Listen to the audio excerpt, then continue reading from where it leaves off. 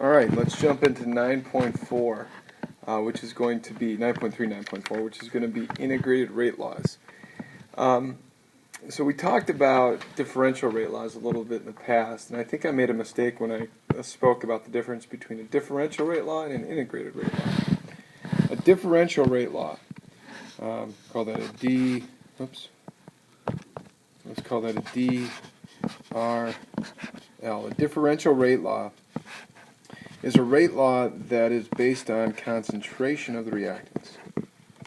Okay, based on the concentration of the reactants.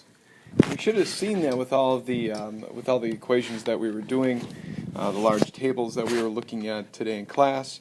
We noticed that we were only really investigating the concentrations of the particular reactant species. If they would double, we would look what would happen to the rate of the reaction. We never really took into account time. So a differential rate law focuses solely on the concentration of the reactants. Today we'll look at the other type of rate law, which is called the integrated rate law. Okay, and the integrated rate law is going to look at the time that it takes for the reaction to occur. So they relate concentration of the reactants to time. Okay, so there's a nice distinction, I think, between the two different types of rate laws. Now, each order has its own integrated rate law. And think of integrated rate law as being like the same thing as saying like an equation for how fast the reaction goes. Okay, that sounds good. Now, a first order has the following rate law. Some constant K times the concentration of A, a reactant, raised to some power n. Okay, and if it's a first order rate law, that n should equal 1, right? So in this case, n equals 1. Right, that sounds good. Now, if we go ahead and we integrate this equation, now some of you are in calculus right now and you're going to learn, if you haven't already, how to integrate things. And you'll know that when you start working with exponents and doing some integrations, that's where your natural logs pop up. And when you integrate an equation like this one right here, you'll find that you can produce a new equation that shows that equality. Okay, and I'm not going to go through the derivation right now on the video. I may go through it in class just to show you where that came from. So our integrated rate law for a first ordered reaction is this guy right here. It just simply says that the natural log times the natural log of the concentration of A equals negative KT plus the natural log of the concentration of the initial concentration of A. Let me show you what each one of these symbols stands for. Okay. The new one that we've got to take a look at, I think, is this A. We always call that A naught. That little 0 down there isn't actually a 0. We call it a naught. And usually that stands for initial or starting conditions. So the initial concentration of A. And then after the concentration runs for a little while, then we get that new concentration. That while is our time. And the rate constant is solely based upon the type of reaction that we're running. Now here again I want to state that the integrated rate laws do a great job of relating the concentration of the reactants to the reaction time. Now if we take that previous equation that we had and we rearrange it a little bit, let me go back here. If we take this equation right here, okay, there are numerous ways to rearrange that thing algebraically to get some other types of equations. If we want to get rid of the natural logs, we can use E to do so. Again, that's probably an advanced algebra thing. And we can produce this middle equation right here. Convenient in the fact that we don't have to work with the natural logs, and it gives us A, that final concentration, all by its lonesome, all by itself. So we can know what the final concentration is going to be, if we know what the initial concentration is, if we know what K is, and if we know how long that reaction's been proceeding.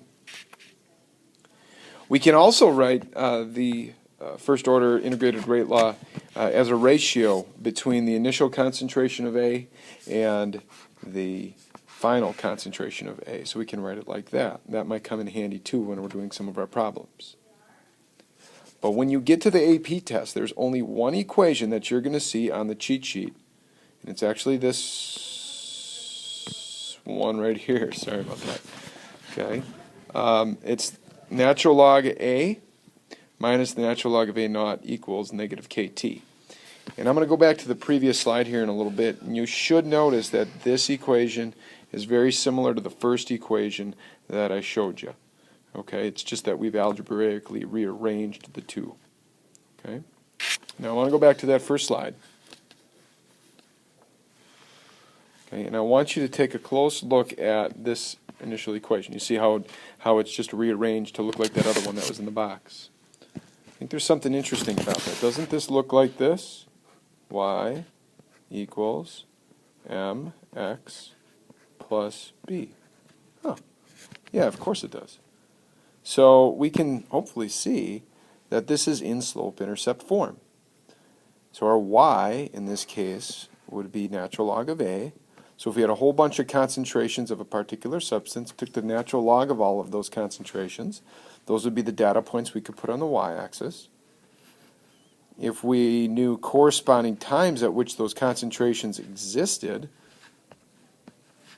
we could put those times on the x-axis, and we could go ahead and make a plot of our data. And if we do that, if we happen to do that, and that plot comes out to be a straight line, like it is in this particular example, a straight line with a negative slope, that tells us right away that our reaction is first order. So the reaction is first order in A if a plot of natural log of A versus T is a straight line. You'll see the concentration versus time is not a straight line, and 1 over the concentration versus time is not a straight line. You might say, oh, wait a minute, Cornick, I know in class when we were doing the iodine clock reaction, this was a straight line when we took the inverse. Yeah, it was, but we didn't take the inverse of concentration in class. We didn't do that. We went 1 over the time it took for the reaction to proceed, and then we put molarity down here. So that was kind of a different example altogether. All I was trying to do with the example in class was show you that the iodine clock reaction was in fact first order. Alright, so let's do a little bit of math with this particular idea. We got a particular reaction here. It gives us a rate at 80 degrees Celsius, and we want to know how long it'll take for A to decrease from 0.88 to 0.14 molar. Again, I could see this as being a medicinal issue. Like if you've got a particular medicine that you ingest, and once it starts working, it's got this concentration. Well, and then we know that once it gets under this concentration, it's no longer effective. So what is the total time? Like, will the medicine last you for 8 hours? Will it last you for 16 hours? Or will it last you for 25 seconds? Okay, so we could answer all those questions. It's kind of interesting. All right, so this again, I want to circle that one because that's the equation that'll be on the AP test. That's the one we should be most familiar with.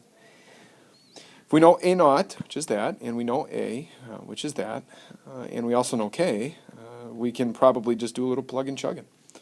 And we should be able to hopefully algebraically rearrange our equation so that it looks like this guy. It's going to be easier to work with that. Now, I don't know if you guys remember your rules of natural logs, but if you subtract 2 natural logs, you can do this. You can just take 1 natural log of the ratio of those 2 things. That makes your math and the things that you got to punch in your calculator a little bit easier. So you put all your numbers in, and finally you'll figure out that it's going to be, oh, let me show unit analysis here, right? Boom, molarity goes away. We got inverse seconds. You get 66 seconds. So it'll take 66 seconds in order for the concentration of this particular material to decrease. Okay? That's if it's first order. All right. Now, here's another question that's interesting. Half-life is important. Half-life is just defined as the time required for the concentration of a reactant to decrease to half its initial concentration. So we think about radioactivity a lot in terms of half-lives. So how long will it take for a particular material for its mass to be cut in half if it's radioactive? We call that the half-life. We can do the same thing with concentration of particular materials. Mathematically, it's just this. The half-life, or T1 half, is the time when the concentration of A equals half the concentration of A naught, or A naught divided by 2. Let's substitute. Remember that previous equation that I had on the other page that we used to solve? Well, let's go ahead and substitute A with this. We can do that because we just made this statement right here. So we're just plopping that guy in there. Well, what you should notice when we do that is that the A naughts go away. The 2 comes up to the top because it's in the denominator. It itself is a denominator. And so we get an equation that rearranges to look like this. The natural log of 2 divided by k. We'll pump your natural log of 2 into your calculator, and you actually get a number. 0.693 over k. So that means that the half-life of a first-order reaction is simply 0.693 divided by the rate constant. That's a really nifty equation. Again, once you see this green box, I'm telling you that that equation right there is on your cheat sheet for the AP test. Okay? So you've got 2 equations now. You've got the natural log equation, and you've got that equation. That'll be on your cheat sheet. So here's a question. What's the half-life of N2O5, dinitrogen pentoxide, if it decomposes with a rate constant of 5.7 times 10 to the negative 4th inverse seconds? Well, it's simple. All we got to do is plug it in, right? There we go.